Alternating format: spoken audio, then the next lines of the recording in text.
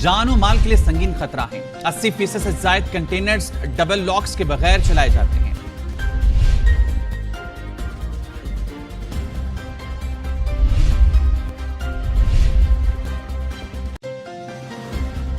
सड़कों पर कंटेनर लदे ट्रॉलर्स अवाम की मौत के सौदागर नजर आते हैं। गैर हिफाजती कंटेनर की वजह से कई अफराद अपनी जान गंवा बैठे हैं। कराची में हादसे का शिकार अम्मार पारिक नामी नौजवान के मरहूम वालिद ने कंटेनर माफिया की लाकानूनियत के खिलाफ मुकदमा दाखिल किया था, जो 15 साल गुजर जाने के बावजूद अब तक जेर समाअत है। कंटेनर डायरेक्ट जैसे ही जाम सादिकपुर से उतरा टुवर्ड्स द केस के ये स्टेशन, वहाँ जाके ये पूरा कंटेनर जो मरहूम मेरे आमिर भाई की गाड़ी के ऊपर आके गिरा, जिसमें उनकी और उनके ड्राइवर की दोनों की शहादत हुई।